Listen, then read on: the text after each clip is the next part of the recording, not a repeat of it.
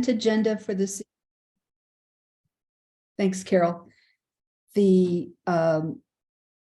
full agenda for the evening and the minutes from the March meeting.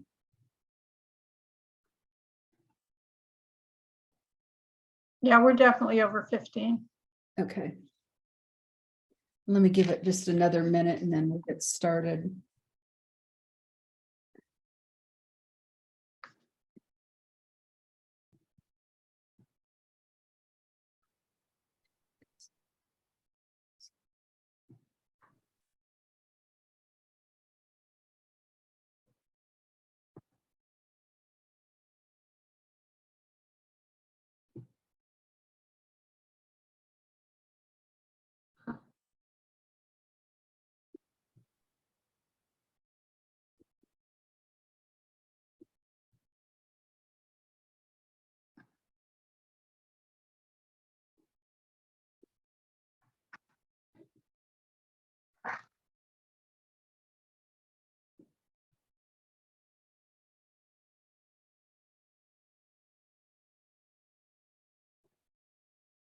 Has Jack joined us? Haven't seen him yet. Okay, Rebecca's here. Yes. Oh, and I don't think Doug is. Oh, yes, Doug is. Doug is here.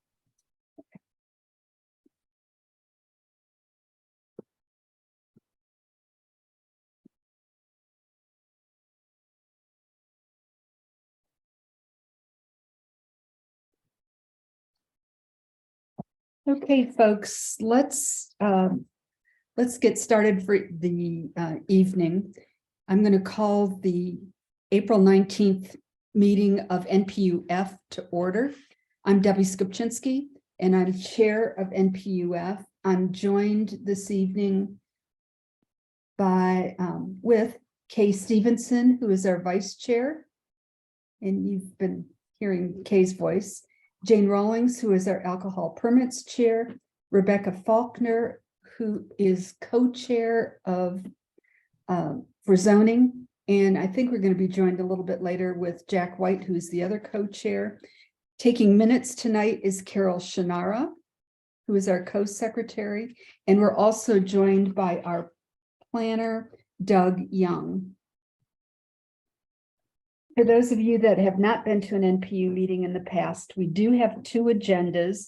The full agenda with all of the agenda items is the one with the map. It's the longer agenda. We also use a consent agenda, which includes applications, which historically this NPU has approved with little or no discussion. If you are here for an application, please check the agenda with the map to find it. Both agendas can be found in the chat. And if you're here for a consent agenda item and want to oppose it, we can remove any application from the agenda. Zoom publishes a participant list, which includes everyone who is attending the meeting. You'll find your name at the top of the list. If there's more than one person using the same device, please include both names on the participant list so that we can get an accurate attendance report. To do so, just click on More to the right of your name to find an option to rename. We do have a chat room. I've mentioned that before. You can share comments to an individual or to everyone in the meeting. For most of you, it'll be at the bottom of the screen. You'll also find copies of the agenda, the consent agenda, and the minutes for the month of March. Representatives from the city will leave their contact information or other information in there, so be sure to check it. The chat room will be monitored for comments and questions, but we only answer those if they are relevant to the topic being discussed. At the end of the meeting or when you leave the meeting, you may save the chat by clicking on the three dots at the bottom right of the window. As a reminder, please keep your comments respectful and avoid language you wouldn't use in front of your grandmother. If I see that comments have become inappropriate, I will turn off the chat for the remainder of the meeting. At NPU-F, our meetings follow a town hall format. If you wish to speak, please use the raise your hand icon found under the reactions tab at the bottom of your screen. If you were on the phone, you would click on *9. You will be called on to speak in the order that hands go up. Be sure to stay muted until you are invited to speak, and then identify yourself and turn on your camera so folks will know who is speaking. To unmute or mute on your phone, you click *6.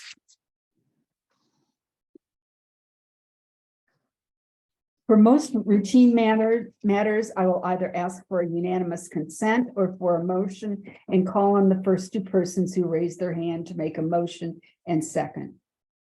Once again, please keep all questions and comments germane to the topic being addressed and respectful of everyone in the meeting. We have a fairly long agenda tonight, so to allow everyone an opportunity to speak, I'm going to ask that you only speak once on a topic unless you are asked for clarification or a question on previous remarks. Please limit your comments to 90 seconds or less unless otherwise instructed. So that we can all hear and we can get a good recording, it's really important that only one person speaks at a time. If you interrupt or hog the floor, you will be muted. For that reason, we ask you to stay muted throughout the meeting.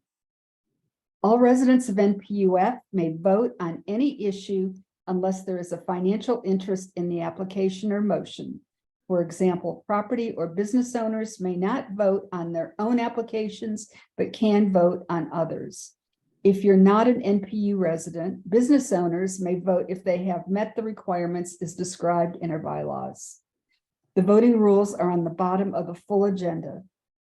We are going to be using the honor system tonight, so please refrain from voting if you do not live in one of the following neighborhoods: Lindridge Martin Manor, Piedmont Heights, Morningside, Virginia Highland, Edmond Park, and the Druid Hill Streets north of Decatur, but in the city of Atlanta.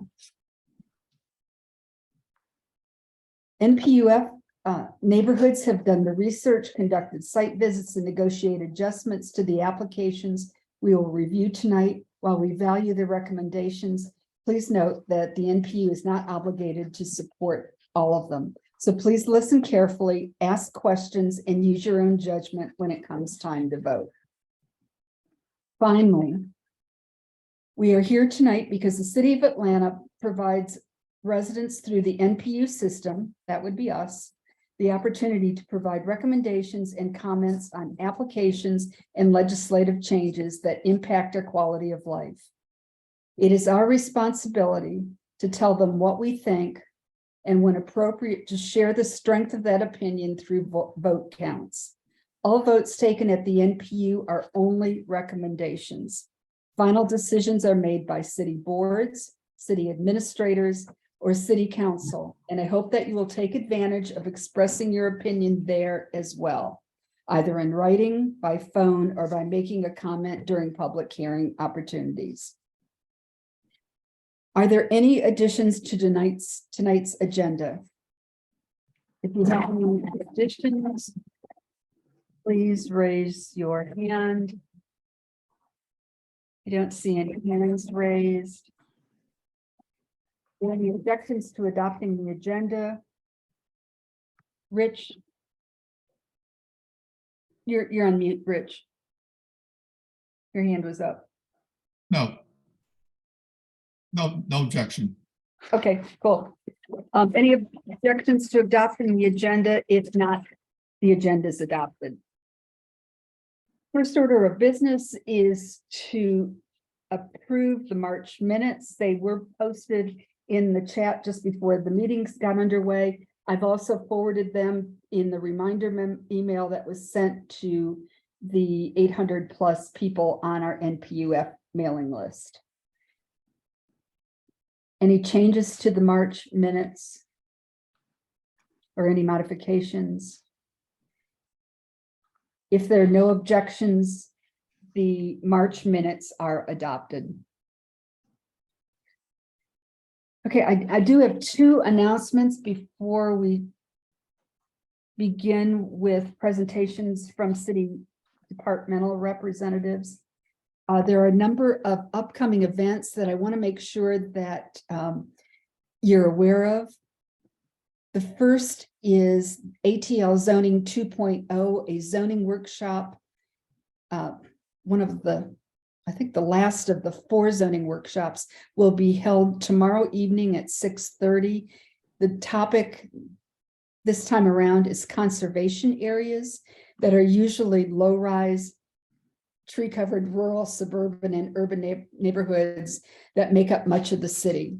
Most of our NPU would fall into a conservation area. This hybrid meeting will be held in person on Campbellton Road. To register to participate in person, or it will also be held virtually on Zoom and YouTube. The information to register is on the consent agenda.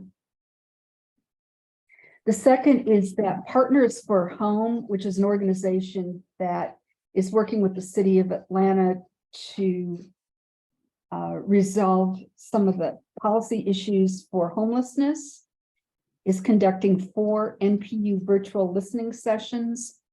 Registration information is also in the chat. The last 2 sessions are Monday, April 24th from 4 to 5 p.m. and Wednesday, April 26th from 8 to 9 a.m. And once again, that information is in the chat for your reference. Any questions? Or was I not unclear for that?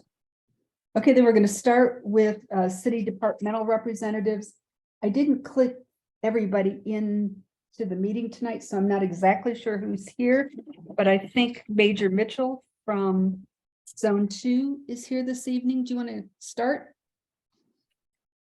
Yes, ma'am. Good evening, everyone. Major Alan Mitchell, APD Zone 2 Commander.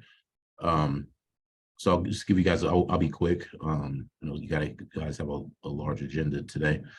So just give you a brief overview of where we are currently overall in the zone, and then NPU-F. So right now we're even in crime at the same time last year. Today we're even. We're up in two categories. We're up in shoplifting, which, you know, last year that was the only category that we were up in crime, and it continues this year. We're up 49% in shopliftings, and then we're also up 11% in car break-ins. For the NPU-F, we've been seeing the car break-ins along the Cheshire Bridge Road corridor, some on the Zone 2 side, some on the Zone 6 side. Myself and Major Webster, who's on here, we've been doing joint details with our crime suppression unit and her crime suppression unit, targeting that area. Our traffic stops are up in that area, and we've made almost 300 arrests this year on 212's beat, and the majority of them have been traffic. People wanted with warrants, narcotics in the vehicles, illegal firearms, and so we've been making a concerted effort to put resources in that area. And then with the shopliftings, that's something that's been zone wide, but on the NPU-F area, it's been the gas stations, as well as the CVS along Cheshire Bridge. And so we've met with the gas station clerks, the gas station owners, about them allowing individuals to loiter outside their gas stations, and then to cooperate with calling 911 so that we can respond and clear those out, in addition to the beat officers that are patrolling along that corridor. So that's kind of where we are right now. We're going to continue to keep doing details with Zone 6 along that space. And then as we transition into the summertime, we're going to look at possibly doing a bicycle patrol along Cheshire Bridge. Currently, our bicycle patrols are along Path 400 going down to Sidney Marcus area from Lenox, and then we also have some in the Buckhead Village, but we're exploring on having them ride along Cheshire Bridge. So that's something that we may implement this summer. We just have to see how our resources look. We are still sending officers to the Public Safety Training Center. But that has not diminished the amount of resources that we have to answer 911 calls and to respond to incidents in Zone 2. I get a lot of citizens that ask me about that. How is that affecting our personnel? So just be assured that we are running our cars. We have a variety of specialized units from downtown that are coming into Zone 2. So your 911 call response times are not going to increase, and we still have the resources we need to fight crime in the zone. My information is in the chat. Please follow us on social media to see some of the great arrests that we're making in Zone 2. And then also our website to get the crime stats. You can also put in your neighborhood and specific addresses, as well as NPUs to look at crime and get into the weeds. And then, of course, I put my information in the chat. If anybody wants to talk about anything offline in more detail, you can reach out to me. That's all I have, Debbie. Great, thank you. And congratulations on your award that several weeks ago, we were honored with the lowest crime stats in the city. Yes, ma'am. So for 2021, we finished down 7% in crime, and we won the Crime Reduction Award for the city. And then last year we finished down 14% overall and won the Crime Reduction Award again. So 2 years in a row. I don't think we'll be able to repeat that 3 years in a row. My counterparts are implementing some of the tools that I used the last couple of years to be effective. So I don't think we'll win, but we are going to do our best to make sure that we reduce crime. Well, we're pulling for you. Thank you. Thank you. Major Webster from Zone 6. You still with us? Okay, Captain Graham, I'm in place 4. I'm the Zone 6 Assistant Commander. Okay, you've got Major Webster's name. Yes, her name has been on here for the last couple of times that I've been on here. Yeah. Okay, well, I have the crime pool for the last 30 days, and we had 58 crimes. 49 of them was the ones that we always talk about: your auto thefts, your theft from vehicles, your aggravated assaults, your robberies, your burglaries, and also the other larcenies. We had 5 auto thefts. Good thing is we didn't have any kills or any Hyundais. We did have 34 larceny from vehicles up there. That's your theft from motor vehicles. The good news is the last 30 days, we had 10 guns stolen. The previous 30 days that I'm talking about now, we only had 4 guns stolen from vehicles. So I guess we're making progress there. So keep pushing out that information to your communities to lock your guns up or either remove them from the vehicles. We had 1 aggravated assault, and that was over at a bar over at 1510 Piedmont, where a male threw a glass at a victim. They had some type of altercation over there. We didn't have any robberies. We had 8 burglaries, 1 business burglary. It was at 2179 Cheshire Bridge. The investigators have reached out to that business owner, and he has not provided any footage for them to further their investigation. They've reached out to him 3 different occasions, trying to get camera footage so we can try to identify suspect or suspects that committed that burglary. And then, of course, we had the 1 homicide up there at the Cheshire Motor Inn at 1865 Cheshire Bridge. Homicide is working that case right now. It seems to be some solvability. We don't believe that the community is in any jeopardy at this time. That's all I have right now. Okay. Does anyone have any questions? If you do, just please raise your hand. And my information is also in the chat if they want to email me. Thank you. Mary Graham? Mary now? Hi, I live in Zone 5 across from Ansley Square, which is in Zone 6. And we constantly have problems with the Atlanta Eagle with noise on Friday and Saturday nights. And Lieutenant Cotter sent us a copy of the noise ordinance, and they're not allowed to have speakers on their patio, but we can't get the business to take down their speakers. And unfortunately, it's so difficult when we call 911, where we literally wait for hours and just have to call them back because it's 3 o'clock in the morning and the bars have closed. So do you have any suggestions on how we can get you to write a violation for the Eagle for these speakers? I know that's frustrating, and I did receive your email, and I did task Lieutenant Crosby. He's the new Morning Watch lieutenant with going over there. I haven't followed up with him. I will follow up with him tonight. I will call him tonight to make sure that they are going over there. And I have told them that if they go over there and they witness a violation, to start citing. Thank you. I appreciate it. And just that they're familiar, because the agent, Richard Ramey, has also said that I've sent him a copy of the ordinance, but he said your police officer came over and said he was allowed to have his speakers.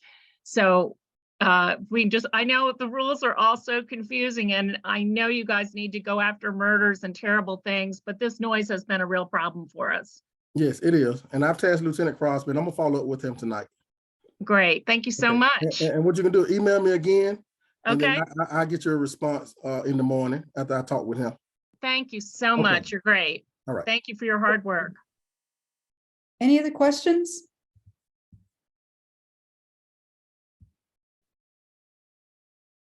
Okay, I don't see any other questions, Captain Graham. Okay, thank you, Debbie. Thanks for being here. All right, bye-bye. Okay, is there anyone here from Atlanta Fire and Rescue?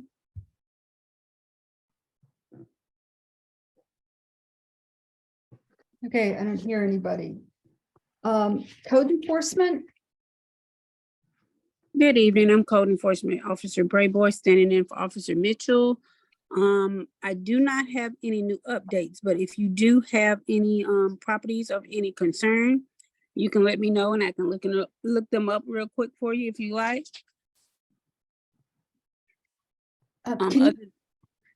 Ma'am. Okay, can you give us a status on the properties at Cheshire Bridge? They're like around 2,300. I can't remember the exact. Okay, hold on. Let me put 2,300 in. It's a fairly recent complaint. And it's getting a bit of news coverage. Okay, I would have to have an exact address to put in my system.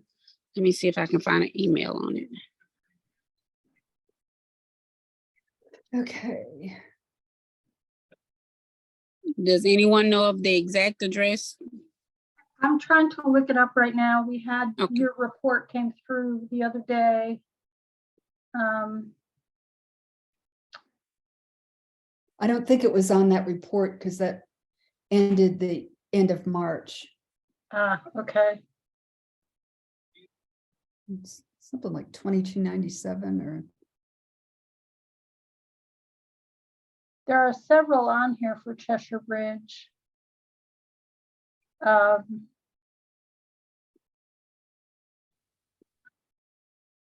2050, 2470.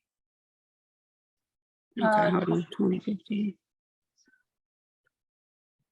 Okay, 2050 Cheshire Bridge. I'm showing that one status as unable to gain entry. That one was status 11923. What about 2277? Okay, hold on. 2277.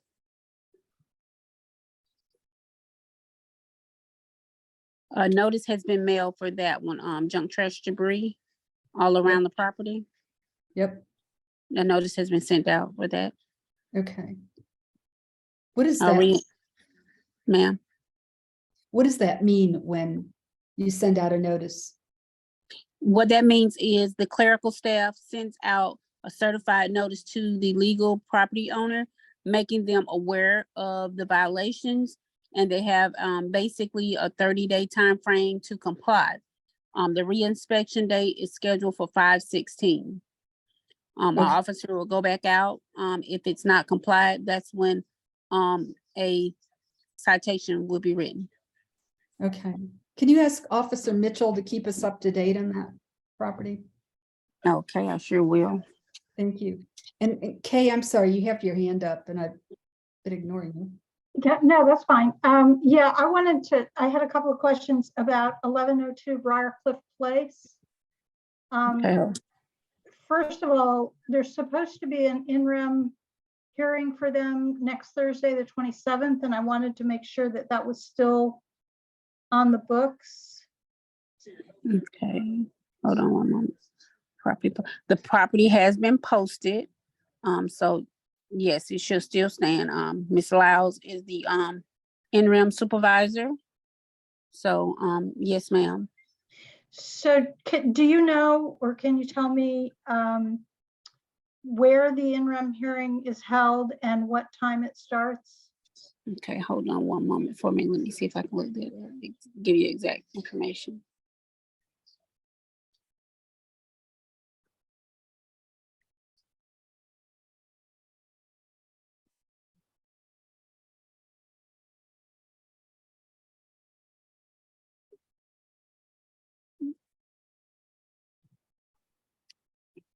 I'm looking for the information right now. If you want to put it in the chat, that would be fine too. Okay, and if I can't find it right off, can I get with you later so I can make sure you have the correct information? Yep, I'll put my contact information in the chat directly to you. Okay, thank you. Thank you. And Marla Johnson? Yes, thank you. I was asking about 1386 Wayne Avenue. Okay, hold on. 1386.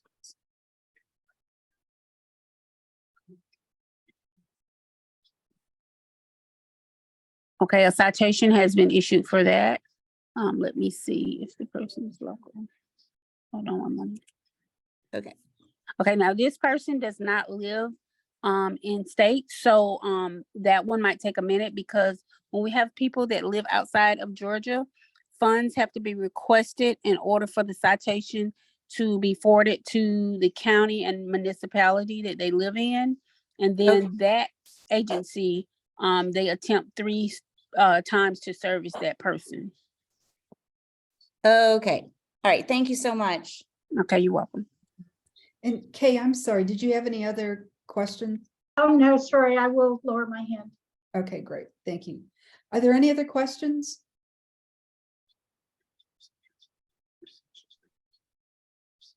Rebecca?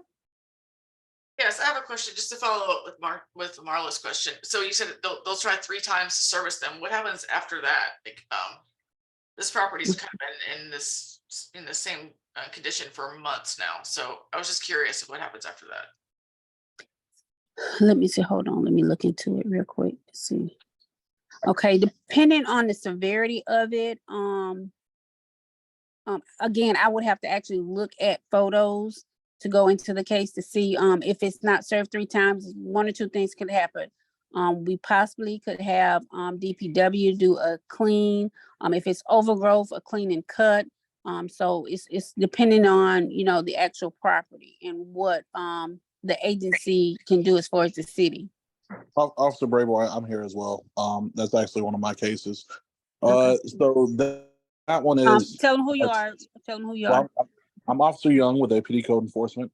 I have some of the cases that are in this NPU. I believe that I was thinking I was the one presenting tonight, so just sticking around for any cases I heard that might be mine.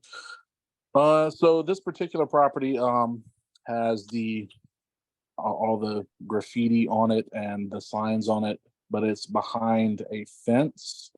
The house itself, I know it's not in disrepair. So unfortunately, it can't be something that would be demolished or anything because the house isn't in any condition where it might fall or be in danger of falling.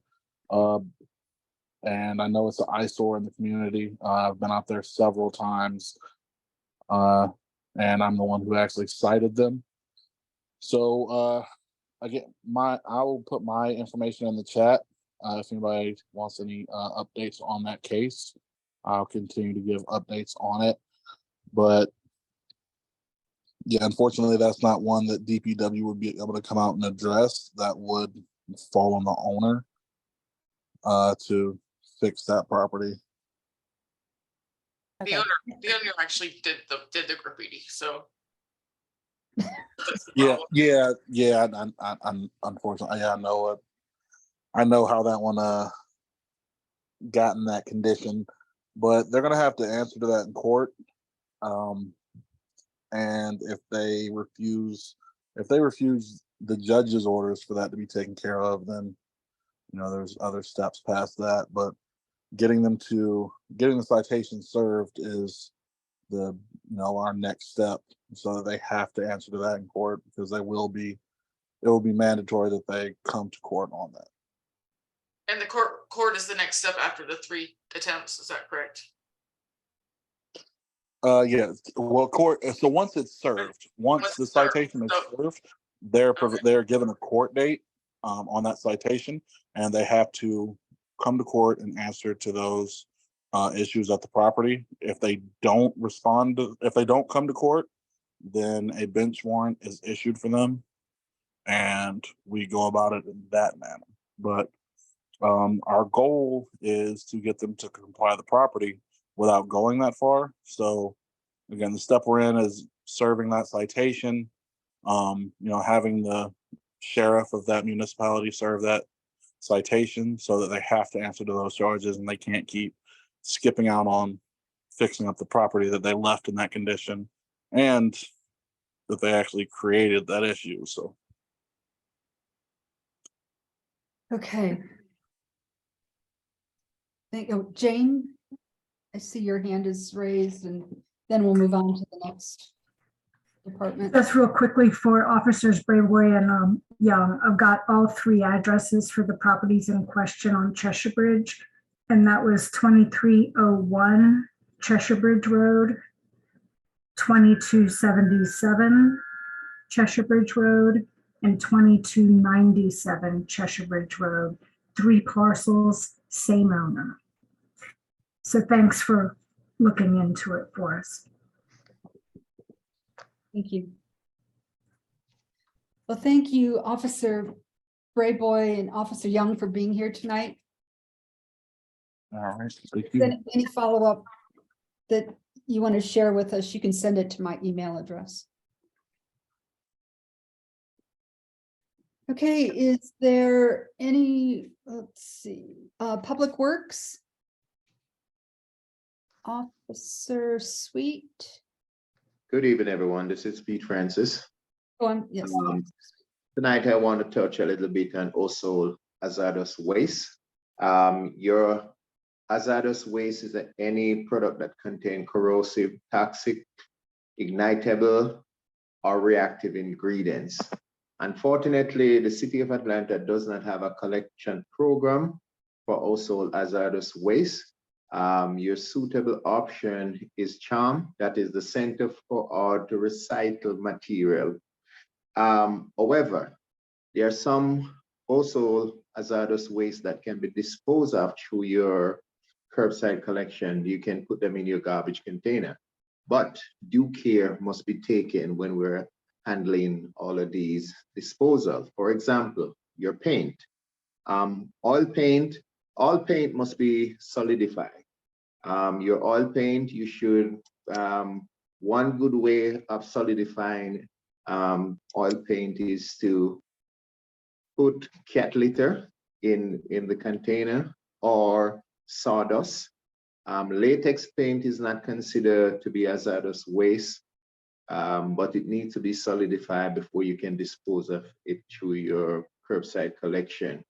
If you have leftover pesticide that you want to dispose of, you should triple wrap it before you put those into your garbage container.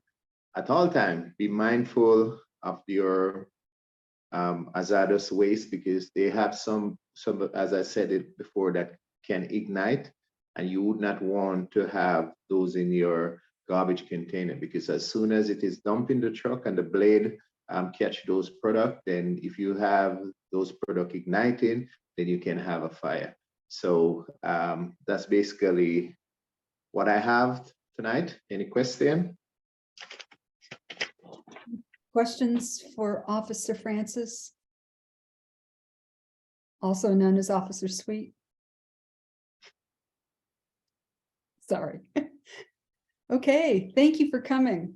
You're most welcome. Have a great night, everyone. Thank you. I believe Atlanta 311, ATL 311 is also here. Yes. Hi, Okay, everyone. Hi. So good evening. My name is Cheyenne Forbes, and I'm a customer service representative for ATL 311. ATL 311 is the non-emergency call center for City of Atlanta services. 311 is a number you dial to report things like potholes, water main breaks, questions about your water bill and solid waste services, code violations, traffic light, sign maintenance, general information, and much more. We are open Monday through Friday from 7 a.m. to 7 p.m. We have recently launched a virtual assistant chatbot on our website. You can search for city information, check the status of service requests, and submit certain requests through the chatbot. Currently, only our top services were added to it so far, but we do plan on adding more services in the future. You can also access ATL 311's chatbot by calling and following the prompts by dialing 311. I did put all of our contact information in the chat. You can, message us at any time, download our mobile app, report issues to the website, or even message us on social media. Also, 311 has partnered with the PAD initiative to provide community service response for quality of life concerns related to unmet mental health needs, substance abuse, extreme poverty, and so forth. I'm sorry. When a community member makes a referral, the PAD team will travel to the area and attempt to engage the referred individual and connect them to services. Mayor Dickens has also declared 2023 the Year of the Youth. This citywide initiative will work to equip Atlanta's young people with the resources they need to thrive. I did also include a link for that in the chat, and that's all. And thank you. Great. Thank you. You're welcome. Okay, anyone else representing city department?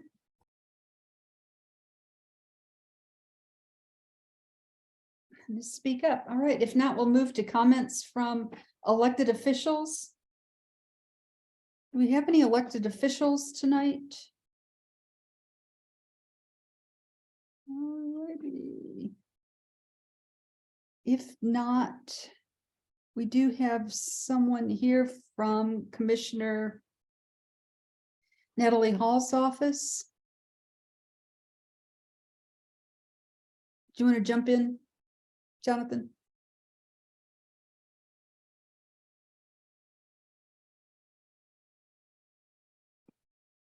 Jonathan Harris, hello. Time is it? Okay. All right. He told me he was attending 2 meetings tonight, so maybe we'll catch up with them later. Any other departmental representatives or representatives from elected officials? If not, we'll move to our consent agenda. Okay, we have a number of items on the consent agenda tonight. The applicants are for special events are required to be here.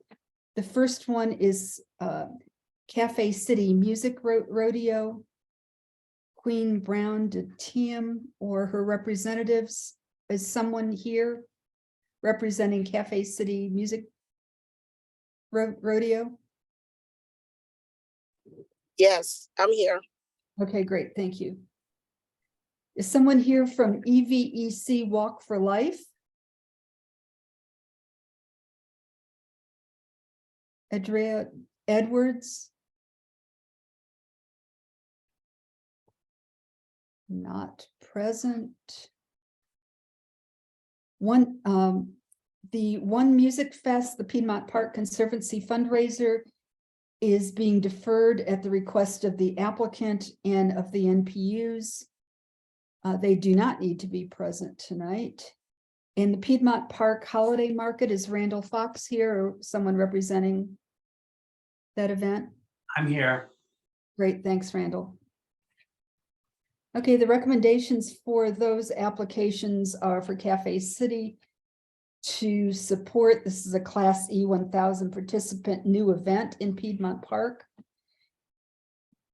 The Piedmont Park Holiday Market is a recurring event in Piedmont Park in November, and the recommendation there is to support, and as I mentioned earlier, One Music Fest is being deferred. We also have a number of applications for BZA variances. The first is V2314, 1832 Monroe Drive. That application is being deferred at the request of the applicant. V2332, 836 Yorkshire Road Northeast. That application in Morningside is been withdrawn, so no action is needed to be taken. And then two applications in Virginia Highland, V2349, 666 Park Drive Northeast, also known as 664 Park Drive. The applicant seeks a variance to reduce the required southern side yard setback from 7 feet to 3 feet and reduce the required rear yard setback from 15 feet to 4.9 feet for construction of an accessory structure for a single family dwelling. Virginia Highland is recommending approval. And V2351 at 869 Virginia Circle Northeast, applicant seeks a variance to reduce the half-depth front yard setback from 17.5 feet to 6 feet, and also reduce the rear yard setback from 15 feet to 2.5 feet, and 3 to a special exception to place a recreational use adjacent to the public right-of-way. Once again, Virginia Highland is recommending approval. Is there anyone here that opposes one of these applications and would like it removed from the consent agenda? All right, I don't see any hands waved or hear any voices. Is there an applicant here who wants to have their application discussed at this meeting? That includes the variances and special events. And is there anyone here who's in opposition to any of these recommendations? All right, seeing no one or hearing no one. May I have a motion to approve the consent agenda after removing EVEC Walk for Life since they are not present? May I have a motion? I move. So moved. Rich Sussman And moved. second, UK seconds. Okay. We will do a hand vote, and this is a chance for y'all to find the raise your hand function. It's under the reactions tab. All those in favor of approving the consent agenda, please raise your hand.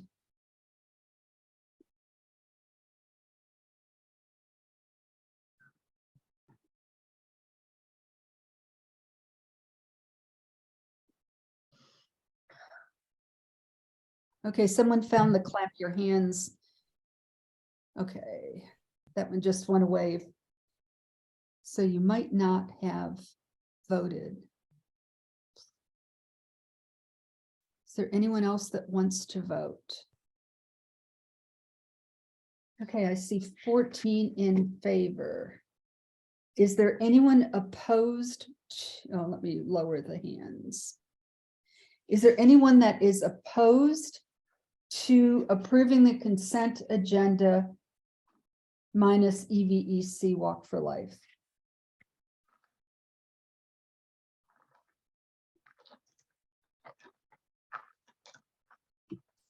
Okay, I don't see any hands raised. So by a vote of 14 in favor and 0 opposed, the consent agenda is approved. If you're here for one of those applications, feel free to leave, or you can stick around for the rest of the meeting. You're more than welcome. And thank you all for coming. Hey, I have a quick question about the events that were approved. So on the agenda I'm looking at, I'm Mallory Isbicki for Porch Fest and Summerfest. right? I'm looking at them, but were those not a part of the approval? Not part of the consent agenda because of the size of your events. We almost always, like 100% approve Class D and E events. Or primarily E. So yours are coming up, Mallory. Amazing. Okay, Thank you. you're good. Before we go in on the alcohol license applications, is Jonathan Harris back with us? Okay. Okay, I'm going to turn the meeting over to Jane Rawlings, who is our alcohol permits chair, to discuss the alcohol license applications. Thanks, Debbie. We have one on the agenda for tonight, and I did see the applicant present. So the application is for Bambinelli's at 455 Plassmore Drive Northeast. This is in Piedmont Heights over in the Armor-Otley area. The agent is Joseph Bambinelli. It's an application for a new business to operate as a restaurant serving and selling liquor, beer, and wine for on-premise consumption. No live entertainment is planned, and it is therefore exempt from distance requirements. It's zoned industrial, has a seating capacity of 50. Operating hours on the application are listed as 11 a.m. to 10 p.m. daily. And Piedmont Heights Civic Association had no objections to the application. So if the applicant would like to address the group and give us a little bit of information about their business, and then I'll make my motion.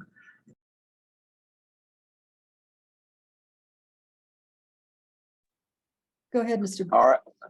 All right. My name is Joseph Bambinelli. We have 4 restaurants around the Atlanta area. This is the first one. This in Midtown. We have a liquor license in Gwinnett and DeKalb County and Fulton County. We're a family restaurant. That particular location we opened during COVID, when hiring was really tough in the restaurant industry. And it serves as a commissary kitchen to kind of serve and help us keep labor down at our stores. We make a lot of our products there and ship them out to our locations. Now that COVID's kind of behind us, we don't have a dining room, but we have a big patio area there. And during the summer, we'd like to open it up for dining in on that patio.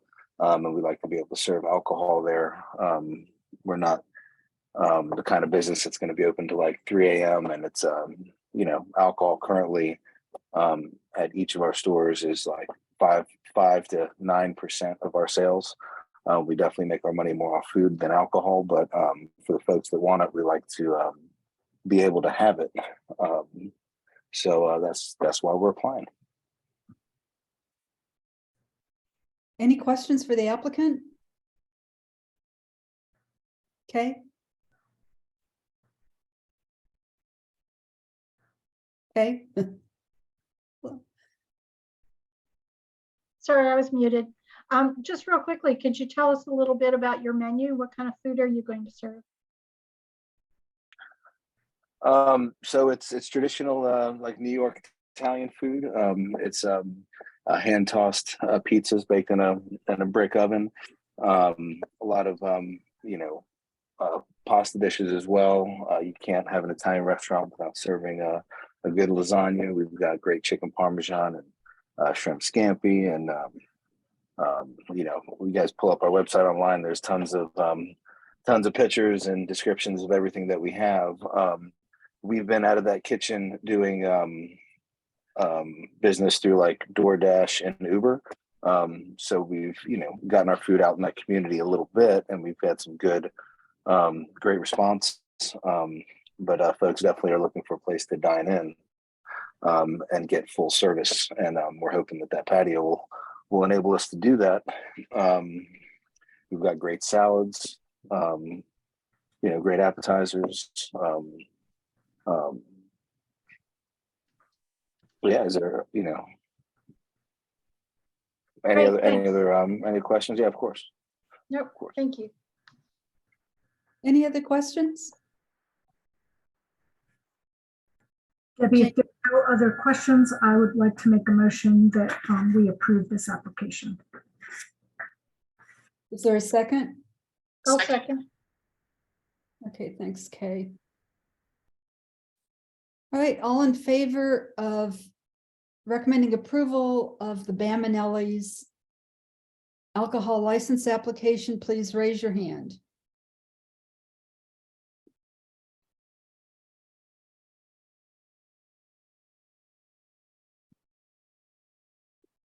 Keep losing my counter.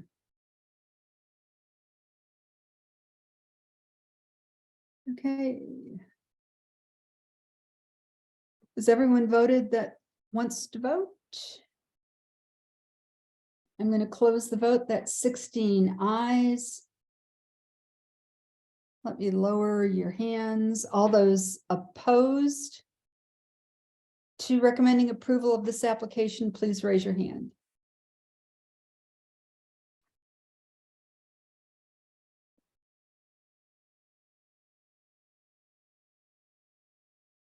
I don't see anyone opposition. By a vote of 16 ayes and 0 nays. The application, the motion to recommend approval passes. Okay.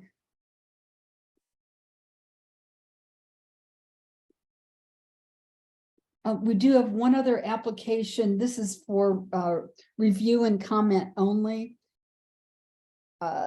The application is an NPU-E at, and I can never remember if it's Midtown Promenade. And Debbie, they approved that last night at LRB. No, this is a different location. Oh, okay, sorry. A second one in E. Yeah, this is at 931 Monroe Drive. Last night it was on Howell Mill. The applicant is a restaurant new business called Yumby. Yumby started out as a food truck, and I think was in the Piedmont Heights or Manchester district, one or the other. I can't remember which. Does anyone have any questions or comments regarding Yumby in that complex? Okay, I'm seeing none, and I'll report that to NPU-E. And Jane, do you want to give us an update on the LRB hearing last night with KRA House, just to kind of close out that? Sure. So the recommendation from NPU-F on KRA House was for denial. The LRB voted last night 5-0 to approve the application. Our reasons for denial were, one, they didn't meet the distance requirements. The LRB's stance on that was, once they removed customer dancing and live entertainment, or amended their application to exclude customer dancing and live entertainment, that the distance requirement was no longer in play. They also ruled that because the church was not regularly meeting, that it did not meet the legal definition for a church, and so therefore that was not applicable. And the third reason we recommended denial was they did not meet the parking requirement as stated on their, or as acknowledged on their application. And the LRB maintained that that is a zoning issue and not an alcohol code issue, and therefore was not a cause for denial. I would add, the zoning planning department requires that they meet that, but the LRB would not acknowledge that as a reason to deny them an alcohol license. And they should be back to us with a request for off-site parking whenever they get that straightened out, and it doesn't sound like they're anywhere close to having off-site parking yet. Okay, great. Thanks, Jane. And they also have to open within 6 months of being granted an alcohol license, or else it will time out. So if they are unable to get their letters and the zoning approval, then they will have to come back before the NPU. So we'll see them again. Great. Okay, we're going to move on to BZA applications. The first application is B2345 1050 Wildwood Road Northeast. The applicant seeks a special exception to 1, allow a 7.5-foot fence in the required western side yard setback, and 2, allow a 9.83 foot fence in the required eastern side yard setback for a single family dwelling. Just wanted to note the reason why it wasn't on the consent agenda is I didn't get a report from Morningside, and I didn't want to make any assumptions. So Rebecca, let's see, first the applicant, do you want to just, are you here? Yes, ma'am, I'm here. Okay, good, thank you. I'm sorry, I didn't see your name. Do you want to explain the reason for your variance? Sure. We purchased the home 12/20/21. It had a slightly larger fence on both sides, east and west of our home. About February of this year, we got a violation saying that the fence and privacy wall were much larger than the regulations. So we weren't aware of it. We did put in, I think when we purchased the home, we were happy, just whether this is, for helps or not helps. I'm president of Georgia State University, so the security part of it was really important to us. We knew we had something that would actually be helpful for our 11-year-old toward the backyard where we have a pool and a deck. We actually put in for special exceptions for a higher fence. I think that the 4 criteria is, one is that for security reasons, regularly on the news with regards to security in downtown Atlanta. The other is that it doesn't obscure the lighting for our neighbors. I have letters for both of our adjacent neighbors that the wall is not a problem. And then the other parts are just that it's justified by topographical reasons.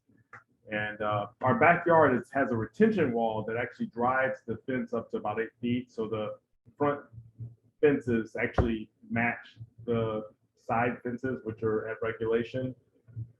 We had a chance to speak to our neighborhood, and they were supportive. They asked if we would consider softening the wall on the right side, which is close to 10 feet. And we agreed to that. I do have some pictures of ways we could do it, but we decided that probably putting some sort of lattice to the side of the fence would actually be kind of show more vegetation. So certainly want to work with with this group and with our neighbor to make sure that it's all appropriate. But certainly we're most interested in make sure there's security for the backyard. So let me stop there. That's kind of a summary of it. Rebecca, do you have any? No, the Morningside board, we voted to approve this application, and Mr. Blake was very willing to be accommodating and willing to add any kind of vegetation or trees, whatever was needed for the landscaping. So I'll make a motion to approve. Okay, is there a second? Second. Okay, thanks. That was Kay, right? Jane. Okay. Oh, Jane, I'm sorry. Oops. Are there any questions for the applicant? If so, please raise your hand.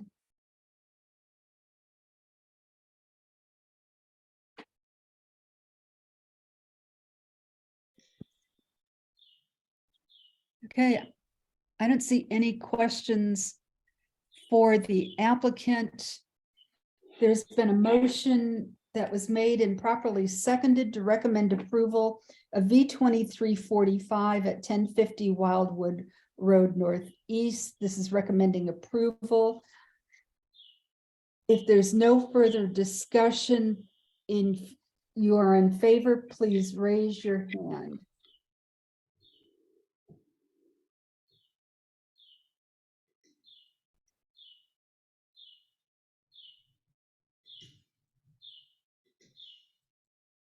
Somebody has bird.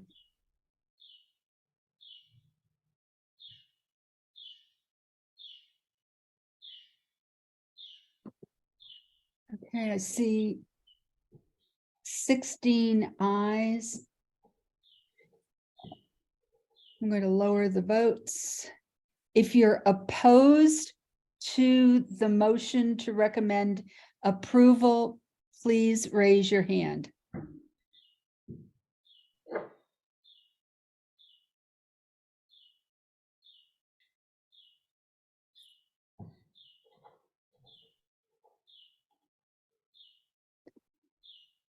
Jack, your mic is on.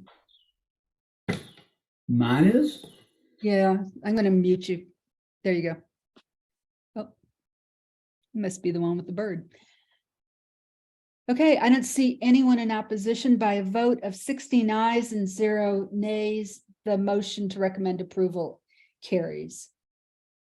And I'll send that recommendation to the BZA. Thank you. Thank you. Hey, I think that's all the variances for this evening. All righty, we have one text amendment.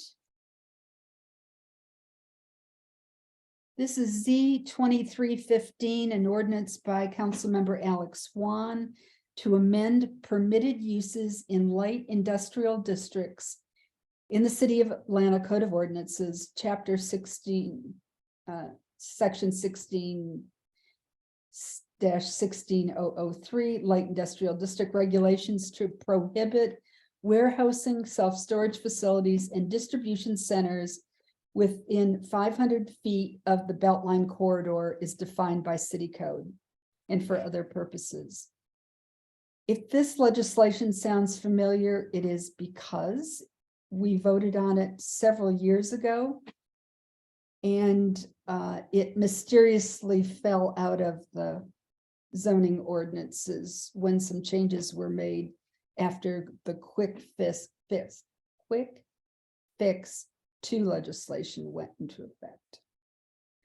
The NPU at that time voted to recommend approval of the legislation. If the legislation was still in effect, then the Atlanta Botanical Gardens storage facility that's being built on Monroe Drive and Crest Hill would not have been able to be built as of right. So are there any questions regarding this legislation? Any comments? Yay. Oh, for sure, yay. Okay, is there a motion? Move to support the text amendment Z2315. Thank you, Kate. Second. That's Jane for a second. Any discussion on the motion? Seeing or hearing none, a motion's been made to recommend approval of Z2315. If you're in favor, please raise your hand.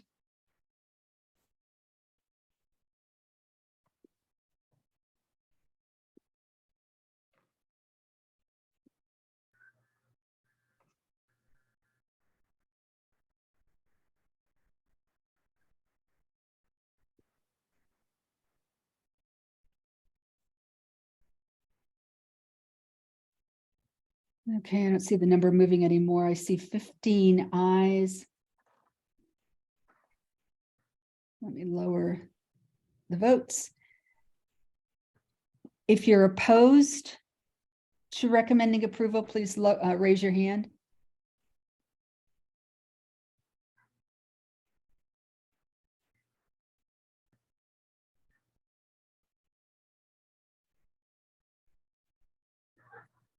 Okay, I see one hand raised in opposition. Is that correct? That's good. That's correct. Okay, great, thank you. So by a vote of 15 ayes and 1 nay, the motion to recommend approval of Z2315 carries. And we'll get that off to the Director of Zoning as our recommendation. Okay. Now we're going to go to special events. The first application for special events is the Virginia Highland Porch Fest. This is a Class D, 9,000 participants. It does include a fun run. The Porch Fest is in Virginia Highland at John Howell Park on Barnett Street, Adair Avenue, Ponce de Leon Terrace, and Drury Street. And the event date is May 20th, 2023. The event organizer is Mallory Isbicki. Mallory, are you with us?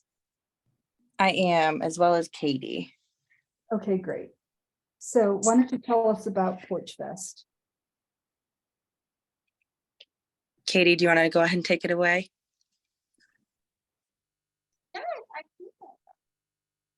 Okay, so this is our third year going into Porch Fest.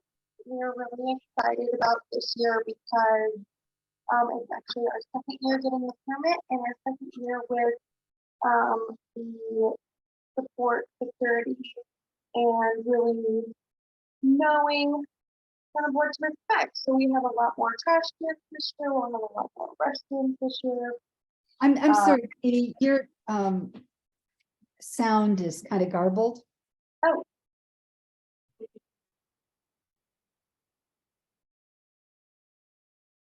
Can you hear me now? I can hear you. Okay.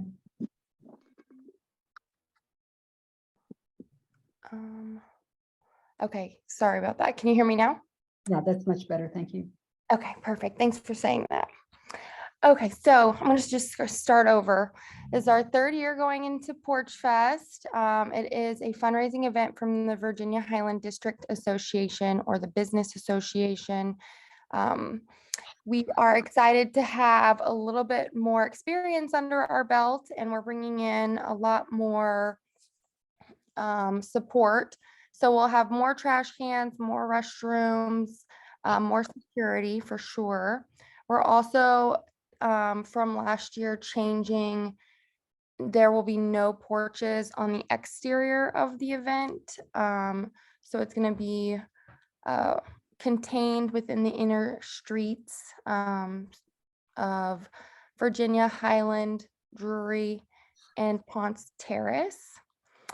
And this year we're also switching it up that we are doing bands on porches every hour from 12 to 6, and then from 6 to 7 we're having a finale show at John Howell Park. So we're super excited. It's on May 20th, and if you're in town, we hope to see you. If there's any questions, I'd be happy to answer. Does anyone have any questions? Yes, I do. Go ahead, Jack. So Katie, it's Jack, and I live over here on Drury Street and enjoy the music very much and the event and the crowds being there.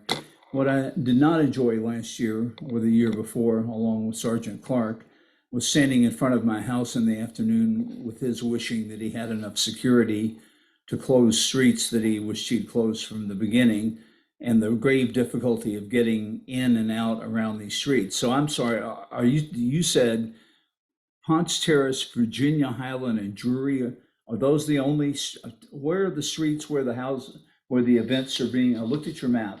I thought it listed Virginia Circle, Adair, Highland View, Drury, Greenwood, and Todd as being closed. Am I wrong about that? No, that's correct. So within the square is the event. Last year we had some houses performing on Virginia Avenue, and so this year we don't have any on the exterior. Got it. So yeah, the main spine is Barnett, so Barnett will definitely be closed. We have gotten out half of our neighbor notification letters, so we have about half left, and Drury is on that list, so we will be getting those out soon, with like another clearer, maybe map, and So what definitely is it, a lot more security. what's the total length of streets that are being closed? The length, so Of at all the streets you're closing in Virginia Holland? it's on the permit. Let me see. Yeah, So so at Bar- Virginia Circle, Adair, Barnett, Ponce Terrace, Drury, Highland View. So here's my point, Mallory. There are 7 streets running north-south from Virginia down to Ponce Place or off out of Virginia Highland in this area, and you're closing every one of them except St. Charles and Virginia. That is, the entire interior is being closed. And I'm at a loss to understand why or how that measurement or decision was arrived at without any survey or any request or any appearance at the neighborhood association for feedback at all. And if there was a survey, I didn't get it, nor did any of my neighbors. And you remember, you're hearing this from somebody that has enjoyed the music and likes to wander around and see people. It's great fun. What I don't like is the incredible hassle of getting cars down the street. And I was not amused when Chris and I were standing down there saying, damn it, I told them they needed more security last year. So now you're getting more security. That's great. But it seems to me you're more than doubling the streets you're closing. And do you know the total length of the streets you're closing? Because I think it's many times the length the Civic Association. Hang on, I'm not finished, almost. And then I'm going to listen to you. It's many times the length of the streets that the Civic Association has ever closed for Summerfest. So I'm wondering what the plans are here for why this entire section of the neighborhood is being shut down for a day, and why you can't rotate the bands in a north-south fashion. I like the exterior, that's good thought out. So how about just rotating them from one direction to the other during the day so that some streets open up as others close? Now I will listen to you. Thank you for your time. Okay, thank you. There's a few comments. So we actually have Greenwood and St. Charles open. Okay. So it's not the entire thing, but it is a good section of the neighborhood. I think the way we came to the decision was kind of putting it out there to the houses and whoever signs up.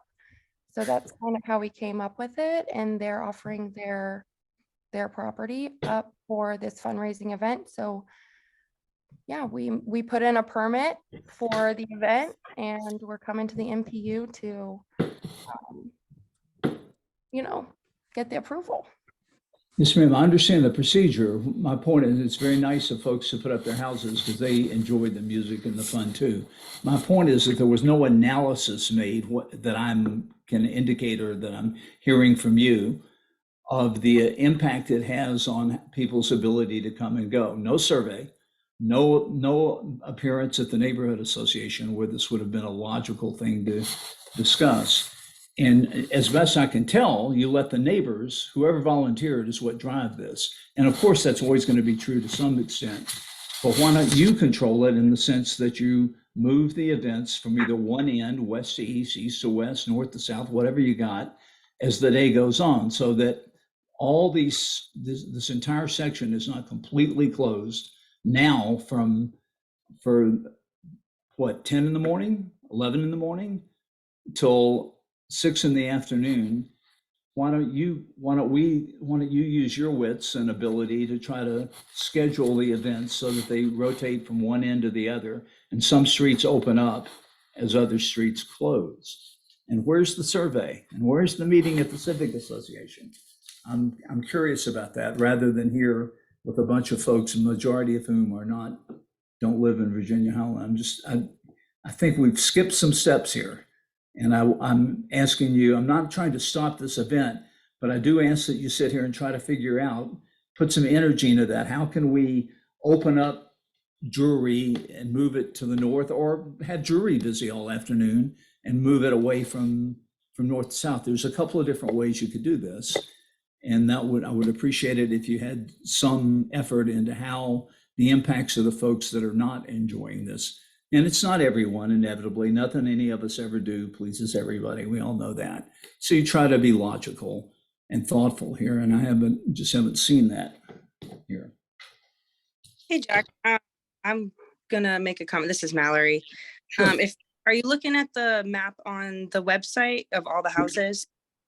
No, I'm looking at the road closures. I didn't have that map. I'm looking at your road closure map here with the red dots. By the way, if you could illustrate that with continuous colors, it'd be easier next time. No, ma'am, I don't have all that info. So you have a good deal more than we. So can you use that? Is it possible to do any of what I suggested? This was, by the way, suggestions from several of my neighbors, because at any given moment, there's a few houses being occupied and it feels kind of random. I think it is what people offered you. I get it. That's certainly the starting point. It doesn't have to be the finishing point, was their point of mind. I think if you go on the Virginia Highland District website and look at the map of where the houses are playing and the times, it might give you a better idea. And I don't as random as you're making it out to be. Very concentrated on the east side of that square, with the west side of Drury has 4 houses. Ponce Terrace only has 2. So the crowds will move throughout the day. Barnett will definitely be, Barnett and Adair on the east side will be heavily used throughout the day. But I don't feel like those streets on the west side will be as difficult to get in and out of. So I think that map maybe looks overwhelming from the whole, but if you really get into the houses that are available, I think a lot less streets that would be impacted, or at least links, as you called it. I think that's a lot less than what that might look like from a blank map. As I do the total, it's several miles of streets closure here, all in a concentrated area, all in a concentrated time. And I think the impact is that it's going to be inevitably, if assuming the weather's good, and we hope it will be, and we'll all have a good time. It's great to see people out. It's not so great to not be able to get your car in and out, or to have your friends arrive who didn't know about this event and plow into this with little to no warning. So I'm just trying to keep the good parts and minimize the challenges. And I think with some effort on your part, you could do that. And next year, I really urge you to come to the Civic Association with this. That's the order we do things here, through the Civic Association, then to the NPU. That's the historic way to be efficient and get the best input and present the best product at the end. Am I wrong? It looks to me like the mileage doubled of the streets being closed. Maybe I'm wrong. I'm gonna, Kay, did you have comments to make, please? Yeah, I think those are all great points, Jack, and good things to look at. I just did want to say, I've had quite a bit of conversation with Chris Clark about this event from a safety perspective. And it was Chris's request that all of the streets within the perimeter of this festival be officially closed. That doesn't mean that residents and guests can't access those streets, but much like Virginia Highland, you'll have to demonstrate to someone that you have a reason to go on that street, and they'll let you through when it's safe. A big part of Chris's concern was that this is the type of festival that attracts so many pedestrians, and the conflict between vehicles and people trying to find a place to park in the middle of the festival was just a disaster and a real tragedy waiting to happen. So it was actually at his request that all of the streets within the festival be part of the permit to be requested to be closed. Yeah, that's a double-edged sword is the problem. I know what he was trying to do. We talked about it as he chewed on his cigar and sat on his motorcycle and growled last year looking at the mess that we had on Drury. That's correct, but it's a double-edged sword. it does in fact shut down the neighborhood, much of whom doesn't participate in this at all, for a private fundraising event and it can be managed more tastefully, that's all, and more efficiently. So I appreciate Chris's contribution. I was giggling at some of the things he said. He is worried. He's worried about emergencies or if there's misbehavior, severe misbehavior, any ability to move people around, and that's his business, and he should worry about it. So we all should worry about that. That's all. Anyway, I'm done. I don't think this is going to change, but I really wouldn't this year. But I'm going to be very disappointed if we come back next year with the same similar plan. There hasn't been a survey. There hasn't been a lot of effort put into understanding what citizens can suggest and trying to use those. We have smart people. They'll make good suggestions, and they generally appreciate the event. So Okay, anyway, that's it. I'm done. Thank you, Madam Chair. thank you, Jack. Annette McBrayer? Yes. My general comment is, I live on Barnett Street, and we see really that the impact of all of these events, whether it's the Virginia Highlands Festival, this event, filming, the sewer problems at the other end of Barnett Street. And it would be nice if some thought was put into rotating around so that other parts of the area were impacted occasionally as opposed to our street. I had company coming in that weekend. There's a big party, fortunately not at my house, but it's going to be a very big inconvenience for us. But I understand, you know, it's a party and everybody's going to enjoy themselves. But I would really like some thought put in to how we can find some other street beside Barnett Street to impact every time everything's done around here. That's my comment. Thanks, Annette. That is a good point, Madam Chair. It does feel selfish of us, Annette, to hog all the fun here. I also live in this part of the neighborhood and have similar concerns. Katie? Thank you. I just had a closing remark. I really appreciate your feedback, Annette, and we don't mind moving it around. I do want to reiterate, this is our 3rd year, so we are constantly learning from all the feedback, and I can guarantee you, Jack, we will come to the Civic Association next year. You'll see us, and we appreciate your feedback as well. Great, thank you. I don't see any other hands raised. Is there a motion? I'll move to support Porch Fest. Okay, is there a second? This is Marla, I'll second. Thank you, Marla. Okay. Are we ready to vote? If so, please raise your hand if you are in agreement with the motion to recommend support of Virginia Highland Porch Fest.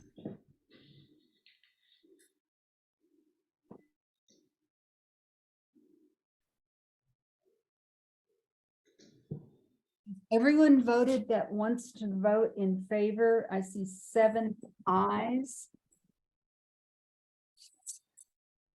I'm going to lower your hands. Okay. For those that, please raise your hand if you oppose the motion to recommend support of Porch Fest.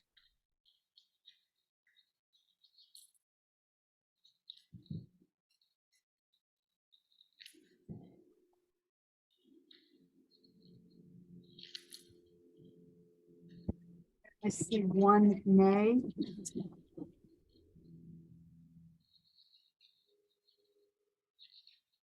By a vote of 7 ayes and 1 nay, the motion carries. And I will include feedback on our report back to the city of some of our concerns. And Mallory, I think we probably need to have another conversation about how we're going to handle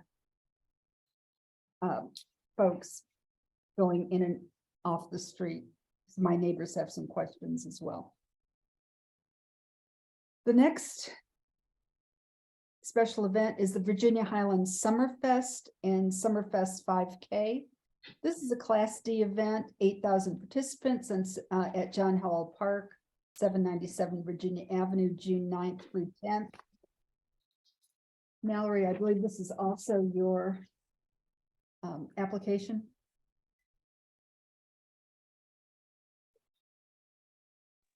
Yes. This is the 37th year, I believe, of Summerfest, and it is business as usual.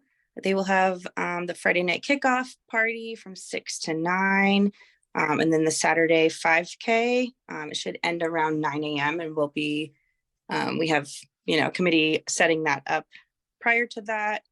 And then the festival will be 11 a.m. to 7 p.m. on that Saturday.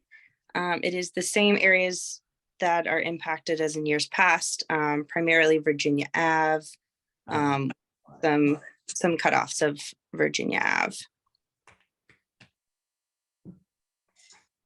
Okay, any questions for the applicant and Summerfest?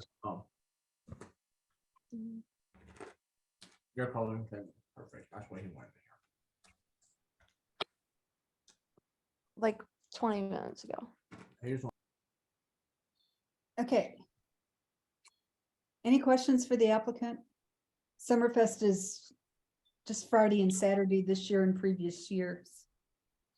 Several years ago, it was also on a Sunday, so that is the change. Okay. Kay? Yeah, just a quick question. I think last year was the first year that the Friday night event was a ticketed event. Is it the same this year, or is it a free event for the neighborhood? From what I understand, it's not heard of any tickets. So everything is free. No, Mallory, it's a ticketed event on Friday. Just kidding. Sorry, this is Leah. Sorry. Sorry. That's okay. That's okay. Thank you. Thank you. Any other questions? Is there a motion? I'll move to support Virginia Highland Summerfest and Summerfest 5K. Okay, and is there a second? Yes, I will. Thank Second. you, Rich. Okay, and Annette McBriar, I saw your hand go up right after I asked for a motion. Yes, I just had a quick question. Are the vendors going to be on Friday also, or is it just one day of vendors on Saturday this year? Great question. It will just be Saturday. So they will not be there Friday. They will load in Saturday morning and leave Saturday evening. Wow, okay. So does that mean that we're going to have double the traffic on Saturday, or do you think the event is just shrinking in its popularity? So this is my first year, so maybe somebody can speak better to it. But from what I understand, this is how it was last year. We just loaded them in at Ponce Place and Virginia Ave. They just flow through that corridor and pop on out. So I don't think it should. I've not heard of any festivals in the area shrinking in popularity. Everything is just growing right now. But as far as traffic impacts, we don't expect anything different. As you all probably know, Chris Clark is this is an event near and dear to his heart. So he's very confident in doing same security plan as last year and traffic plan. That's really not my question. My question is, if you're only going to have the vendors for one day and you're expecting the same number of people, then you're going to have double the attendance on Saturday. Is that the expectation? I'll speak to that. The Mallory, it won't be the case in that. Some people can't come but one day or the other inevitably. And a lot of people came back at the end on Sunday to look for last minute purchases that they'd seen. So definitely there'll be it'll be half the attendance roughly that it was based on last year. So it's not going to double up on, I wish it were that easy, but it won't. It's going to be, it won't be. Yeah, Annette, to echo Jack, historically, attendance has always been higher on Saturday. Like if you look at like alcohol sales in the past and whatnot, Sunday's always kind of been a slower, more local day in the community, where Saturday's more people coming from out of town. So from my understanding, last year, it didn't impact traffic as much. So we don't expect that. And the expected attendance is 8,000. Is that what you're planning on? Correct. Okay. Okay. Any other questions? If not, we have a motion to recommend support. It's been properly seconded. All those in favor of the motion, please raise your hand.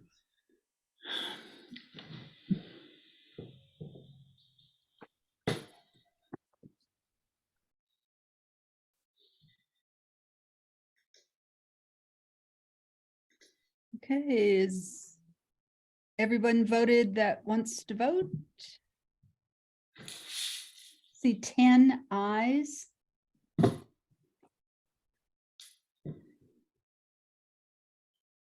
Any feedback?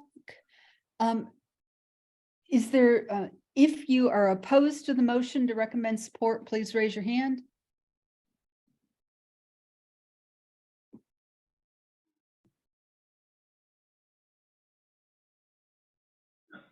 Okay, I don't see any hands raised. By a vote of 10 ayes, 0 nays, the motion to recommend support carries. Next application is Concert in the Park. This is a Class D event, 9,999 participants, not a person more, at Piedmont Park. 3. I love these exact counts. Yeah. Go ahead, Bob. Yeah, Debbie, I promise it's not going to be over 9,999. Hey, listen, thank you so much for kind of giving me an idea of when my agenda item will come up. And as a representative of the Atlanta Symphony Orchestra, I just want to say we want to be a good neighbor. This is the first time we've done a concert in September 30th, Saturday night, in quite a while, I think. And the big issue that I want to bring forth is not so much the 30th of September as it is the 29th of September, the Friday night. That's when we're going to do the load in. And I've talked to the park reservationists, and I think we've got those details worked out, but I want to make sure that you folks are comfortable on the 29th. The load with talk the You're breaking up, grass. Bob. I'm sorry, what did you say? Your sound is breaking up. Oh, I'm forward to being good and to have a good turn. And based on what we're doing, I know we're not here to 22nd, but well, looks like we're going to have a good crowd then. I expect 30th of September. Okay. Sound is very difficult. Does anyone have any questions for Bob? Okay, I don't see any hands raised. Is there a motion?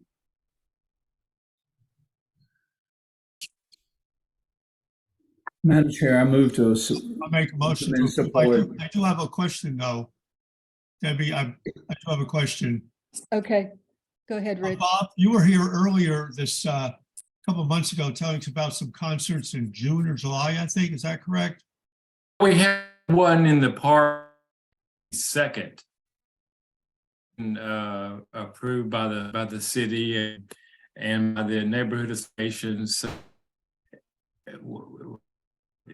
I just want to make this point. Anything changed? We are doing the 22nd to Unfortunately, you're breaking up, Bob. We can't hear you well. Sorry, I'm sorry. I think same as it is 22nd. Concert coming up this spring. I just can't Madam- remember the. Madam Chair, I move approval. I just wanted to know if possible, if you could put into the chat, if you have approved the programs, upcoming concerts, if you could put that in the chat, it would be greatly appreciated, or somehow get it to the NPU so we know what you'll be playing. Hey, about the June 22nd performance? Sure. If you could just get that information Most, to the NPU. yeah, most press release is coming out in the next week, but it's going to be more of a theme and everything. And we haven't decided on what the theme is for September, but it's going to be. Whenever you decide that, could you just get the information to the NPU? Yeah, thank you. Exactly. Is there Absolutely. a second to the motion? Oh, hello. Is there a second to the motion? A second. Thank you, Kay. Okay. I'm afraid to ask Bob any more questions because the sound is really breaking up. Sorry. There is a motion to recommend support of the concert in the park in Piedmont Park, September 30th. All those in favor, please raise your hand.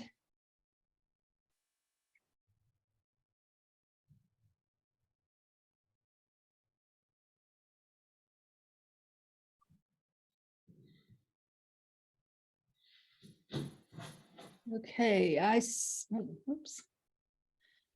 I'm going to close the vote. There are 12 ayes. Let me lower the vote. Okay. If you're opposed to the concert in the park, please raise your hand. Please raise your hand. Okay, I don't see any hands raised. By a vote of 12 ayes and 0 nays, the motion to recommend support of concert in the park carries. Thanks, Bob. Okay, well, thank you, Debbie. Thank you.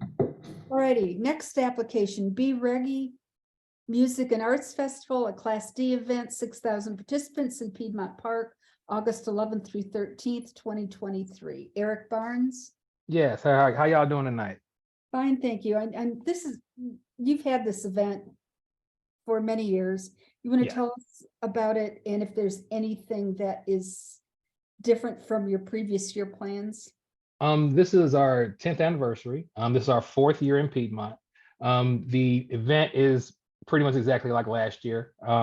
We are adding probably another 10 or so police officers just because of the way things are in Atlanta right now. But we always run a small army of officers. We've never had any incidents of violence at our event in our 10-year history. We will be doing a lane closure for the parking lanes on St. Charles and on 10th Street on the right-hand side. So those parking lanes we would have a lane closure for those, but the rest of the traffic will be able to move normally. Trying to think of anything else. The event hours on Friday from 5 to 11, Saturday from noon to 11, Sunday noon 1 to 11. We are discussing doing we bringing back our Saturday morning cartoons for the kids on Saturday morning, so we'll know more about that in a few weeks. That had a lot of success last year, so we're looking forward to that. That was really cool we did. But that's it. Anybody got any questions? It's the same event as last year, same footprint. And I'm here for any questions. Where are your stages? In the meadow. We're in the meadow. In the meadow, and you'll have your speakers away from the residents? When we put them in the meadow, we always aim them towards Charles Allen. So if you're in the meadow, like kind of the same, I'm trying to think of an event that does this, kind of like what Atlanta Jazz Festival does, where they aim it towards the hill instead of towards the neighborhoods, away from Park Tavern. Okay. All righty. Any questions for the applicant? Is there a motion? Move to approve. I'll second. Thank you. Motion by Rich, second by Kay. Are we all ready to vote? If you're in favor of the motion to recommend support of the B Reggae Music and Arts Festival, please raise your hand.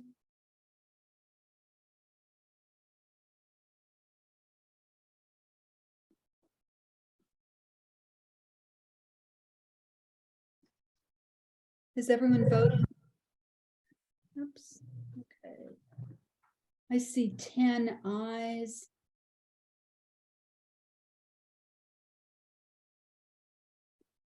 If you're opposed to the B Reggae Music and Arts Festival, please raise your hand.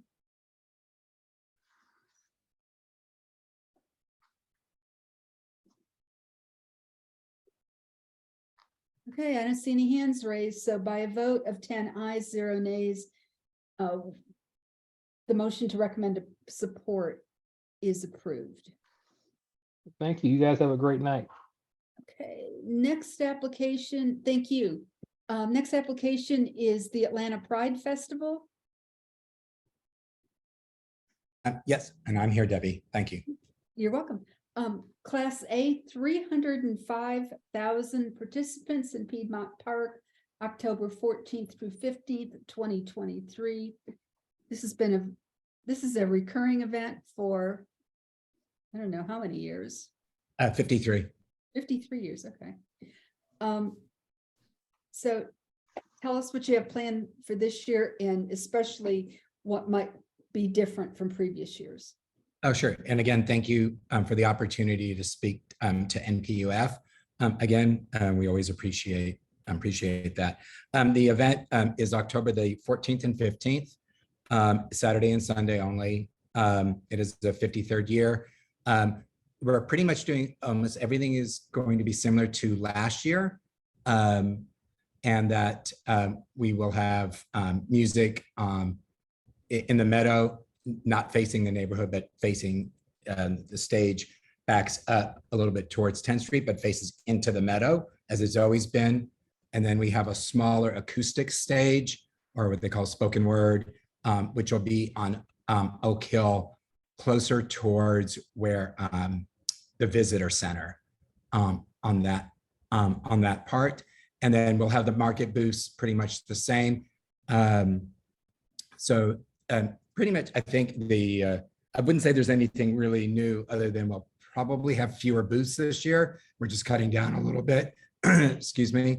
And we don't know any of the music yet because it's not till October. We're waiting to see, but I will say that we're working closely, as always, with the City of Atlanta and APD, as well as we have a seat on the Emergency Preparedness Board with the City of Atlanta, and then we work closely with them going through everything. And our times are the same. We are also work closely, as I said, with our APD to ensure that the neighborhoods and extra trash pickup and everything with that. And I guess it's easier probably if there are any questions, and certainly happy to answer anything. Thank you. Okay. Do you have a question? Yeah, I'm just, because it's such a large festival, obviously there's a lot of attention focused. I'm wondering if you're doing anything different in light of not being able to ban weapons. We saw some organizations canceling festivals. They're back this year. I'm just wondering, how you're addressing that. That's Kay, is that correct? Just want to make sure that's correct. Good, thank you. That's an excellent question, and thank you for even asking that. As you all are aware, Piedmont Park being a city park and inside the state, we cannot, we're not a gated event, which if it was a gated event, you're allowed to, as you're aware, frisk, search everything and do all that. And because we are not a gated event and it's open to the public, we do advise heavily in the way of through our, whether it be TV, radio, online, social media, as well as the website, with about that, people, this is not an event that you should be bringing a weapon in any way or anything that would, I don't care if it's a knife or anything, that we really encourage that this is supposed to be a family type event and open to the community, and that none of that is allowed. We're not legally allowed to say you can't bring something due to the state of Georgia with the carry. However, we have worked really closely over the last few years, and we will again this year, with APD about what things should we be, what should they be looking for? What would they like us to do? What PSAs do they want us to have? What should we be doing and having extra police, at Charles Allen Gate, 12th Street, 14th Street, which is the ones that, or even Park Drive where you enter in. We work closely with Grady EMS to have, and Atlanta Fire to have extra people. Not that we think nothing has ever happened, but I think it's more eyes out for that. And APD has worked with us on training our staff, which we are not in any way police, but I think it's more about awareness and about that they've been doing lately that we have requested on, like what to train our staff, what should you look for? Again, not interfering, because you would never want a situation, but like our bags left alone, should they be reporting that, which we do. If somebody looks suspicious, they should tell an officer and they'll possibly, they would just look. So I think it's a great question. We encourage everyone that people, unfortunately, the times we live in, need to be more aware, whether it's a neighborhood party or whether it's, a larger festival. But I think we have done a good job, at least to ensure that there are security things in place, as well as working closely also as extra sets of eyes with Atlanta Fire and Grady EMS.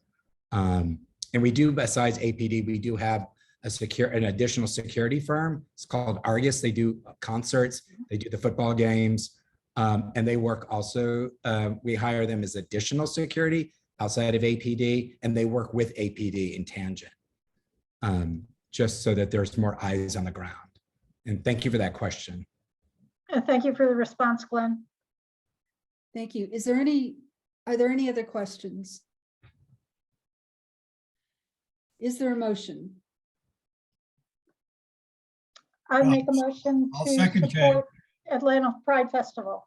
I'll second Kate. Okay, I think the second came before the first, but thank you, Kay and Rich. If we're ready to vote, all those in favor of recommending support of Atlanta Pride Festival, please raise your hand.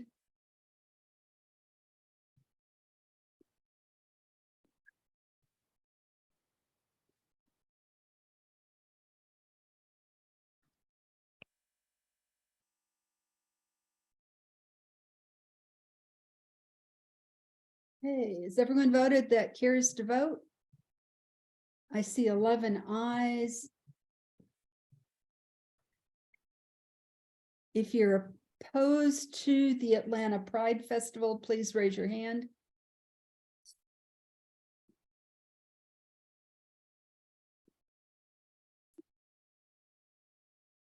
All righty, don't see any hands raised. By a vote of 11 ayes and 0 nays, the motion carries. That's it for our special events applications.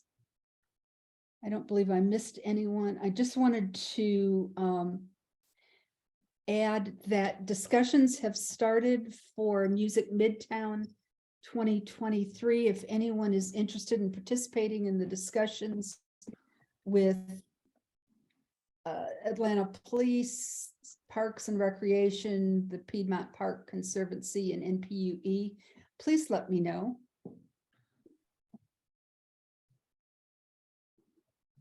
Okay, we don't have any presentations this evening.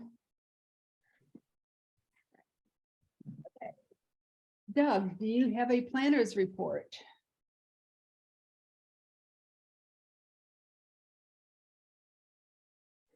Good evening, everybody. Yes, I do. Thank you, Debbie. Once again, my name is Doug Young. I'm with the City of Atlanta's Planning Department. I'm the Director of the Office of Design, but I'm here tonight as your neighborhood NPU-F NPU planner. So I do have a couple quick announcements. So we have more NPU University activities and sessions coming up. So the next one is an economic development series, which starts with an introduction to Invest Atlanta on April 14th at 6 o'clock. And then there's a workforce development session on Thursday, the 28th at 6 o'clock as well. These are free to residents and emphasize community building principles. In the chat, I'll put the details and where you can click to register for those activities. You might remember last month, the NPU voted on the Community Design Awards for NPU-F, which are part of the Design Award 2023, put on by the Urban Design Commission and the Department of City Planning. So May 16th is the Design Awards itself. And we will be sending out more information very shortly on the final details as far as location and logistics.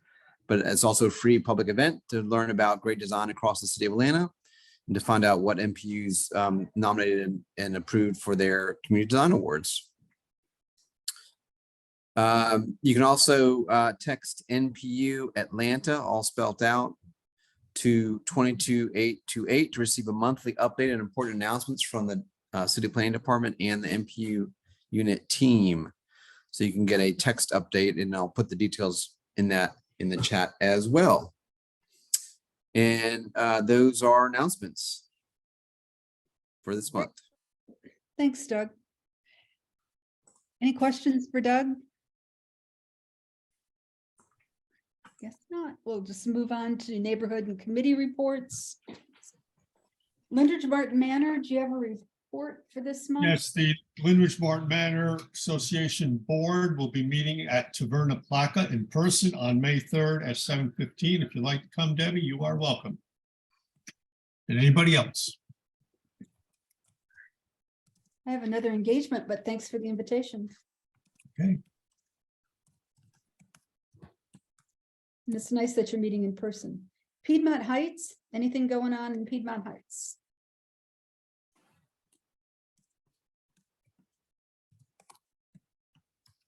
I don't hear anyone from Piedmont Heights. Morningside Lenox Park. Marla or Holly? Sure. We have another concert in the park coming up on Friday at Sydney Marcus from 6 to 8. Okay.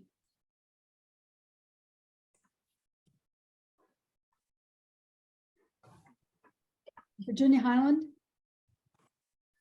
Yes, we have our 50th anniversary gala at Murphy's next Friday, the 28th from 6:30 to 9:30.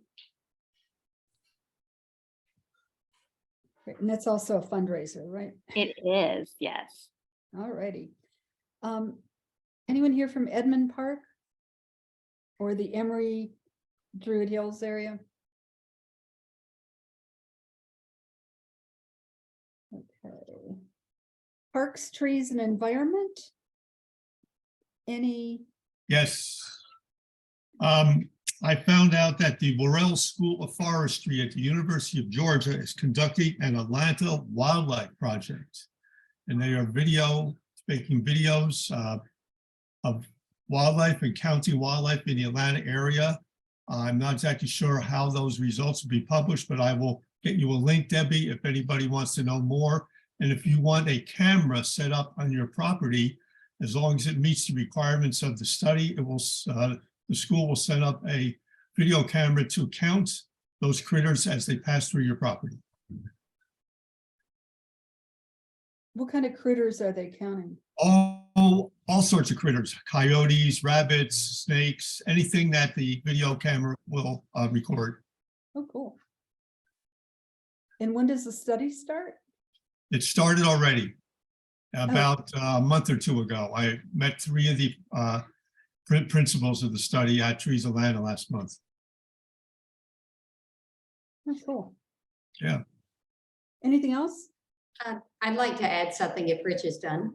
Yeah. Sure. Go ahead, Holly. I just want to make an announcement that our very own Marty Breen was awarded Park Pride's 2023 Inspiration Award. And this award is given to the leaders within our park community. It's quite an honor. So we want to acknowledge Marty Breen for this award. Great, thanks. Thanks for mentioning that. Leah, do you have an education report?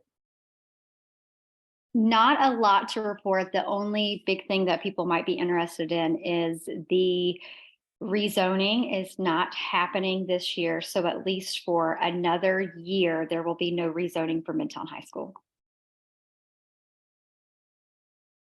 And that's it. Wow. So they've decided to kick it down. That is absolutely what they have decided to do. Yes. Great. Public safety, okay. No report this month. Okay. Okay, I do have a brief APAB report, even though I am not attending meetings. Kelvin Williams was sworn in as the newest member to the Atlanta Citizens Review Board. He represents APAB NPUs A through F. That includes us. Kelvin is a resident of the Buckhead Heights neighborhood in NPU B. And over the next several months, he plans to visit each NPU in the cluster to make a formal introduction. You might recall, and this goes back several years, it's taken a while to find a replacement. The ACRB representatives for A through F was Jim Hardy, who was president of the Piedmont Heights Civic Association. And so Jim gave us some regular reports on what's happening with that. And that's it for APAB. I do also have a chair report. And I'm going to start off with some good news. NPU-F received a $7,000 grant from the 2023 Community Impact Grant Program. And if you'll recall, the maximum grant awarded was $6,500. So we did get more than what we had requested. That additional $500 will be assigned to Linda Martin Manor for the plant installation at Armand Park. Grant checks should be available probably early May. And don't forget to keep receipts for everything that you are spending the grant money on, because we do need to close out the report at the end of the year. Also, take pictures, especially of folks working on your projects. The next update is the grand bargain. Y'all may recall back in 2020, the NPU was asked to approve a pretty elaborate grand bargain proposal, which included removing billboard displays at Peachtree Creek and Cheshire Bridge Road. Our NPU chose not to support the application because our NPU was actually gaining from it where other NPUs were not. But they did send me a progress report on where they are with their program. In NPU-F, they say that 6 billboard displays have been permanently removed. Outfront and Southern Conservation Trust, SCT, are working on the documentation to transfer the property to the Southern Conservation Trust. The trust and the South Forest Conservancy are working together to clean up the site, especially now that the bridge is completed. Outfront, which is the billboard company, has pledged funds to support the cleanup and will make the first payment this summer. And I believe that goes to South Fork Conservancy. A total of 24 billboard displays have been permanently removed across the city of Atlanta, and Outfront and Clear Channel remain committed to mitigate the effects of billboards and will continue to update the NPUs and neighborhoods. I also have a report from regarding NPU M and E if anyone is interested in that, but it's pretty lengthy. Also, I received a riparian buffer encroachment application from Kimley Horn to construct a pedestrian bridge connecting the Ansley Mall to the East Side Beltline Trail. The application was sent to Jack and Rebecca as zoning co-chairs and also Piedmont Heights and MLPA neighborhood residents. And I also sent it to the president of Ansley Park, since they are directly across the creek. If you're interested in seeing the full application, let me know. Comments can be sent directly to the Watershed Management Technical Channel. In addition, I received SAP 2312. This is for 1783 Cheshire Bridge Road. This is an interior renovation, excavation of the existing basement for a new spa massage center. It appears that the owner also owns Tokyo Valentino. Copies were sent to MLPA, Piedmont Heights, and Lindenmart Manor for review and comment.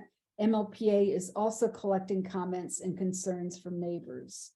The SAP hearing is April 26th, noon at City Hall. If you have any comments or concerns, please send them to, this is an email address, SAP comments, all one word, at atlantagA.gov.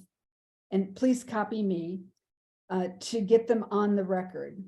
I will plan to attend the hearing, and this is just a public hearing. No decisions will be made at the hearing. Also, I wanted to note that NPU chairs are just about on every mailing list in the city and county, and a few nutcases. Some of the email that I receive, I pass along to neighborhood communication chairs, this info, and they've been absolutely great in disseminating the information. But if you are interested in anything related to city or county, like public safety issues, homelessness, riparian buffers, schools, trees, parks, job fairs, just send me a note and I'll forward the information to you. I don't send it all out because there is so much of it, and a lot of it doesn't apply to us, but there are some interesting meetings that are taking place around the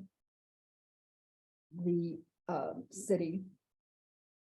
As a preview for next month, a representative from PAD will be here to discuss their program and answer questions about how they're handling homelessness. I have heard that that NPU-F is one of their best customers. So we are doing our part in supporting PAD. Also at next month's meeting, Commissioner Natalie Hall will be here to discuss Fulton County services now that her district now includes part of NPU-F.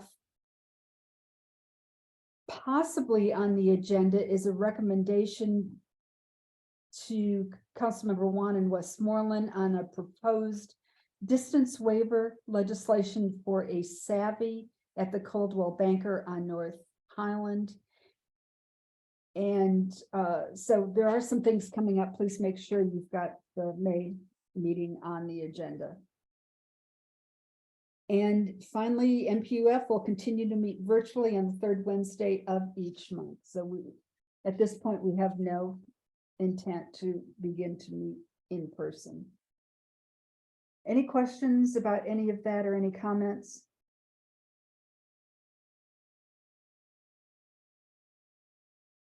Really? Okay. Is there any old business or unfinished business to come before the NPU? Any new business to come before the NPU? If not, that's the end of our agenda. Thank you, Debbie. You're welcome, Rich. Is there a motion to adjourn? Motion to adjourn. Thank you. Second. Rich. All those in favor can either raise their hand or just end your meeting. Don't forget that you can copy the chat. You do that by clicking on the three buttons on the lower right side of the chat box. Well, actually, it's now in the middle where you save the chat.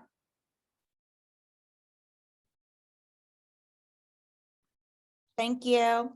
And I'll leave the meeting open for a few minutes afterwards for anyone that Thank you.